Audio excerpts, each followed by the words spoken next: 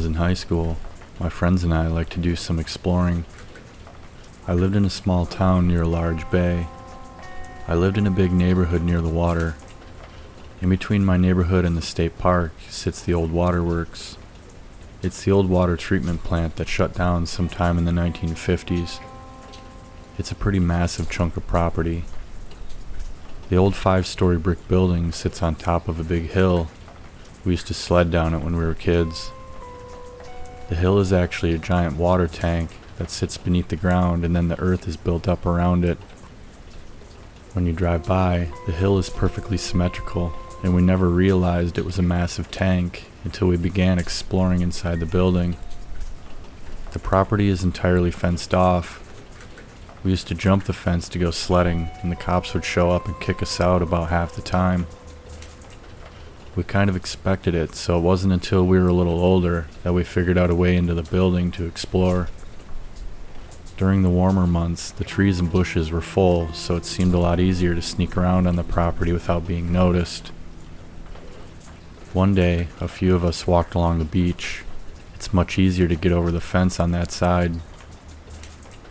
We approached the building and found that all of the main doors were chained shut, but we figured out that if you pulled the sketchy fire escape stairs down, you could get up to the roof and there was a door that we could get into. It was chained also, but it was loose enough that we could squeeze through. We started to walk around and check everything out. It seemed pretty cool, but there was also just an eerie vibe to the entire place. There was your standard graffiti on the walls and broken glass, but there was still a lot of stuff in the building from when it was in operation. There were boxes of documents, all dated from the early 1950s, and looked like they had been typed on a typewriter. It was almost like walking into a time machine or something, and the inside of the building matched it. Everything was made of brick and steel. The main floor was really interesting. I've never really seen anything like it.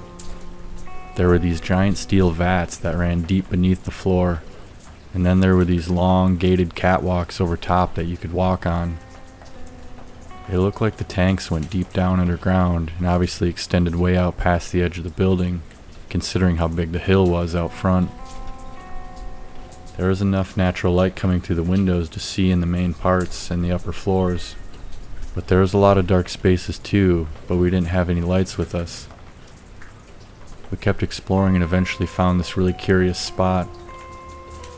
On the main floor near the back corner, there was a room that was maybe like the size of a classroom.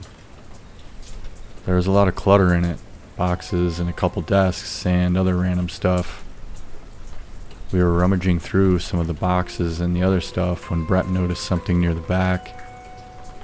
It's kind of hard to explain, but there were some big filing cabinets against the wall. But if you looked around the side of the last one, you can see an opening into another area. The cabinets looked like they were up against a wall, but if you look closely, it was actually some kind of partition or divider. If you just walked into the room and looked around, you wouldn't notice it. You had to move past all the stuff and then get around the cabinets. We were able to get to the other side where it opened up into a small corridor, which then made a 90-degree turn and there was a door. It was chained shut, but there was just enough slack to open it a couple inches, and you could just barely see in. There was a staircase that led down to some other area. It was kind of dark, but we could see that there was a metal gate at the bottom that was also chained shut. One of us noticed that the gate and chain looked fairly out of place. They looked new. Actually, so did the chain that was on the door we were looking through. This was really sparking our curiosity. We hadn't come across any other rooms inside that were locked like this, and all the other chains or barricades that we found outside looked like they had been there for years. A few of us lived near this building, and you would never see anyone official anywhere near it. We stood there talking about how we wanted to know where it led. That's when we started to hear something.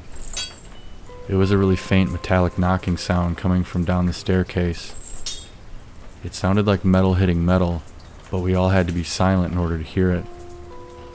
This was such a unique structure that we couldn't tell if it was just some common noises like the pipes, or if it was actually someone or something potentially making the sound. We listened for a minute but then decided that we weren't well enough prepared to explore any further. Someone mentioned that we should come back with flashlights and something to cut the chains. Fast forward to a few days later. I had sort of forgotten about it, but at school, Brett and Jason were talking about going back in there over the weekend. They wanted to go down the stairs and also go down into the giant tanks, and they wanted to go at night. This changed the game a little bit, but I reluctantly agreed. On Friday night, we went back in, and this time we brought a couple of bags with lights, and somehow Jason came up with a pair of bolt cutters. The place had a much creepier vibe at night. First, we went down and checked out inside the giant water tanks. There were multiple ladders near the grates on the main floor where you could descend down. We wandered around for a while but soon got bored. It wasn't as interesting as other areas. We decided it was time to try to get down the locked staircase. We went back to the room where we found the entrance. Right away we noticed that someone must have been there. When we found the access door by the file cabinets, we had to move some of the clutter out of the way, and we left it like that. When we returned, the cabinet was moved, making it look like there was nothing behind it. Honestly, just knowing that someone had been there recently made me feel a little freaked out. Jason and Brett still wanted to check it out though, and I didn't want to be the weak link, so I went along with it. We cut the chain securing the first door and walked down the stairs to the gate. Once we could see it closely, it looked pretty makeshift. It was crooked and was crudely drilled into the walls. It didn't look professional at all. We shined our lights past the gate, but all we could see was a hallway that went on for about 20 feet and then turned. We cut the chain and walked through the gate. We crept slowly, not knowing what would be ahead. I don't know if it was the fear, the anticipation, or some type of energy, but I felt really uneasy walking through the hallway, and it got more and more intense the further we walked. We reached the corner and stopped and looked around it. The hallway continued for a long ways, like 50 or 100 yards if I had to guess. We pressed on and reached the end where there was a staircase going back up. We walked up to the top and were completely disturbed by what we found. The stairs led to a small room, made entirely of concrete. There were no windows. There were a bunch of candles scattered around that had all been lit at one point. In one corner, there was a small mattress on the floor with dirty sheets on it. In the opposite corner, there was a pentagram painted on the floor in what looked to be blood. There were multiple short chains with cuffs at the end attached to the wall that extended into the circle on the floor. On the back wall, there was some other symbol smeared in blood as well, and there was also a tally next to it. That too was painted in blood, and the tallies totaled 11. It seemed like we found ourselves in a room that appeared to be where some type of ritual or torture or something had taken place, maybe even multiple times. Against the wall near the bed, there was a small nightstand with 2 drawers. In the top drawer, there were a couple of knives and a bottle of personal lubricant. The second drawer had several pieces of jewelry, rings, necklaces, and earrings. The weirdest thing was that there were several small bundles of hair. They were each probably 6 inches long. They were rubber banded and there were different colors.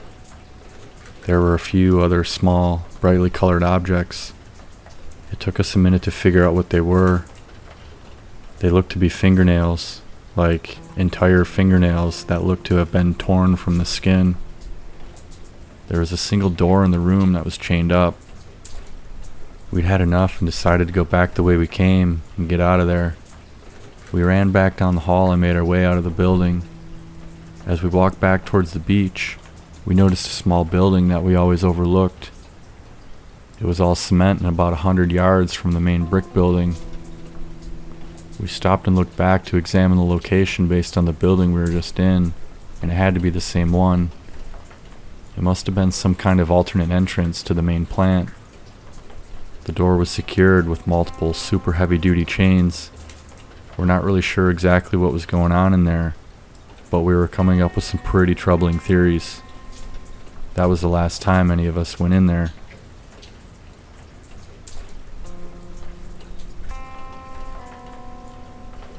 Back in the day, people would always talk about this supposedly haunted place called the AA Ranch. It was this old house that was way down at the end of a dead-end road. There were a couple different stories surrounding it. One of them went back to the days of the Underground Railroad, where a young boy had watched bounty hunters kill his mother, and then they did the same to him. The more common story was that there was a farmer who lived there in the early 1900s, and he would occasionally have parties. At one of these gatherings, he apparently killed all the guests and hung their bodies on huge hooks in the barn. When the local authorities found out, they went there and basically did the same thing to him. So the lore is that the ghosts of the man and his victims haunt the area. Some friends and I decided to go there one night when we were all around 17. None of us had ever been there before, but we were all curious to check it out. There were 2 guys, myself included, and 2 girls. I drove us to the end of the road in my car. There was really only one visible path you could take once the pavement ended. We weren't really sure how far back the place was from the road, so we decided to drive down the path. It was basically a 2-track, and just driving down it was already a scary experience. There was a curve soon after you got off the road, and the path became very narrow. There was a big ditch that ran very close along the left side, and on the right side was a pretty steep hill. It was tall enough that you couldn't see over it, and certainly wouldn't be able to drive up it either. It already felt like some kind of trap. You wouldn't be able to turn around if you needed to. We continued until we finally reached the end, where we had to make a 90-degree turn to the right. Then there was just enough room to turn a car around, and the remainder of the driveway was blocked off by a gate. But we could see the property now, so we parked the car and got out. We didn't really have a plan or anything. None of us brought lights, but luckily there was enough moonlight to see just a little bit. People say that you can hear voices and stuff out here, so we just slowly walked towards the house. None of us seemed too eager to go too far, so it took us a few minutes to get fairly close. Everything was overgrown, and it looked to be in pretty rough shape from what you could see. We kept our distance, and we quietly made it around to the back side. We waited, just listening for any sound at all. Then someone said that we should go inside. We hesitated, but started inching closer to the house. We got within a few feet and could see that the back door was barely attached and already halfway open. We all took another step, but then we stopped abruptly. "Did you hear that?" I whispered. There was a soft thud that came from the other side of the house, and another. This was enough to get the adrenaline going full force. We stepped back and crept around the side of the house, looking back towards the car, trying to see what the noise could have been. But there was nothing. The girls weren't having it anymore and wanted to leave. We joked that there was nothing there, but we agreed. We went back to the car and got in. I backed up a little ways to straighten out, then drove around the corner and slammed on the brakes. There was a truck parked on the 2-track about 30 feet back from the corner, completely blocking the path. We started to panic, wondering who it was. There was no other way out. No one was in the truck either. I started to back up when 2 men appeared from out of the shadows behind the car, holding shotguns. They ran up to the car on either side, both wearing masks. The guy on my side came up to the window, pointing the gun at me. He said, "Turn off the car and set the keys on the roof." I was trembling in fear. The man on the other side was pointing his gun at us as well. I turned off the car and set the keys up on the roof. Then he said, "Do as I say, and no one will get hurt. Everyone get out of the car slowly and empty your pockets. Put everything you have on the trunk, and then walk towards the gate. If you try to run or fight, we'll shoot you." We all stepped out of the car and started putting our things on the trunk. "Take off all your jewelry too," he said. The girls were shaking and in tears while they worked to get their necklaces and earrings off. The man told us to lock our fingers behind our heads and walk towards the gate. When we got there, he told us to keep going towards the house. We reached a small clearing off to the side, and he told us to lie down on our stomachs, and we did. We laid there as the two men held us at gunpoint, not saying anything. You could hear rustling and some voices back by the car. There must have been more of them. We stayed there for what felt like a really long time, but it was probably just a couple minutes. Another man walked over and said, "All right, we're good." The other guy stepped in front of us and said, "If you call the police, we know where to find you. Don't move until you count to 1,000. Your keys are over there." Then he threw my keys into the tall grass out in front of us. The men took off, and we could hear the truck driving away a few seconds later. You could hear it very softly in the distance for a minute or two until it faded away. We followed the instructions.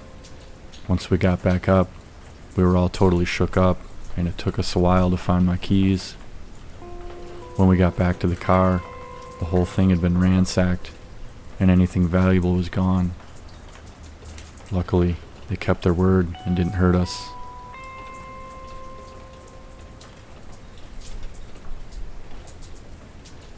In the city where I grew up, there are a few pretty common places that people always talked about exploring. One of them was this old factory building. Now that I'm writing this, I don't know what the building was actually used for or when it was closed. I guess I just assumed it was some sort of factory because it's tucked in the back corner of this old industrial park. As I grew up, I started to hear stories around school or from friends' older siblings and whatnot. I don't remember there being a consistent theme. Sometimes you just heard about how cool it was to explore, or one time someone told a story of getting chased out of there by some homeless people or something, and some people even talked about playing paintball inside. I was probably in my early teens when I first remember going there. My friends and I used to ride our bikes everywhere and would end up there once in a while. It was an absolutely huge brick building. It was like 4 or 5 stories with this tower in the front center that went even higher. It was a slow progression of exploring the site. The first couple times we just wandered around outside, and then eventually got more confident to actually find a way inside. Around back there were parts of the building that were only a story or two, and there were stairs that went up to the roof, and you could climb in through a broken window. Most of the times I went there it was pretty uneventful, meaning nothing really crazy happened. It was just fun to wander around the place and check things out. It was pretty empty for the most part, but in certain areas there would be some stuff to go through. This building was absolutely huge, so even if we spent all day there, you probably wouldn't see everything. There was one time we went there though, that still doesn't sit right with me to this day. It had been a couple years since me or my friends had gone in. Most of us were able to drive at this point, so we had moved on to different activities. One night, I met up with a few friends, and we were hanging out trying to think of something fun to do. One of my friends, Dylan, had the idea to go to the factory.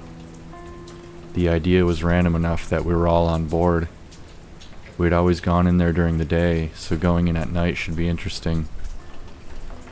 We gathered some flashlights and got there around 11 p.m. We parked around the back side and entered in the same way we always did, up the stairs and through the broken window. We were pretty familiar with the areas closest to the entry point, so we wanted to try to get to a part of the building that we hadn't seen before. Essentially, we tried to get as far as we could in the opposite direction. We made it as far as we thought we could go, but remember, there are multiple levels. First we went to the upper levels and worked our way down. We eventually reached the bottom floor, and we were definitely in an area none of us had ever been to. We explored some different rooms and then found a long hallway. We followed it and it connected to a really large open area where you could see a lot of structural elements, like the steel I-beams and the pipes and whatnot. There were a lot of old shelving units, racks, and old machinery and parts, and it was pretty dirty in this area. It looked like it hadn't been traveled all that much. We reached the back corner and saw an exit door that we assumed must have led to the outside. We tried to push it open just to see, but it was locked. That's when we noticed that there was evidence of someone being there recently and moving stuff around. The floor was dusty and dirty next to the exit door. You could see different marks on the floor that indicated movement, like footprints and then tracks where something had obviously been dragged along the floor, thus clearing the dirt and debris out of the path. We started to look at the tracks more closely and realized they led to a nearby wall where there were some old shelves pushed up against it. This is when the vibe started to change. There was one unit in particular where you could see that the dirt was disturbed on the floor in front of it, but it also looked like it continued beyond it. I grabbed the shelf and tried pulling it gently towards me. You could see that it would move pretty easily. We moved it out of the way and saw that it was hiding a doorway into another room, and you could clearly see that the tracks on the floor continued into it. The room was maybe 30 by 30 feet, and there were a bunch of old tables and chairs and whatnot. We all kind of looked at each other and slowly stepped in and followed the tracks, which led to the center of the room. What we saw still haunts me. There was an old refrigerator standing there. You could see chipped paint and rust spots on the small areas that were exposed. The entire thing had been wrapped shut with a ton of duct tape. If I had to guess, it looked like it had to have been like 5 or 10 entire rolls of tape used. On the floor, directly in front of the fridge, were 2 sets of children's clothes laid out perfectly flat. Like, imagine if a boy and girl were laying on the floor on their backs with their hands at their sides. It looked like that, but it was just the clothes. There were the shoes, then a pair of boys' pants, and a shirt. Next to it was a pair of girls' shoes, and a flower dress and a pink bow. There were small backpacks next to each of them. There looked to be some stains on the shirt and the dress, some kind of dark liquid. I can't say for sure, but it could have been blood. I can remember all of us standing there quietly for a few moments, trying to figure out what we just walked into. The silence was interrupted a few seconds later by someone saying, "We gotta get out of here." No one argued. We turned and ran out. To this day, I still get a sick feeling when I think about it. I think a large part of it is the unknown and the questions that remain. We never told anyone about it, and we don't really know exactly what we saw. We don't know if there was anything or anyone in that refrigerator, or if the whole thing was some kind of sick prank. We were all really scared and young at the time, but looking back now, I wish we would have done something about it.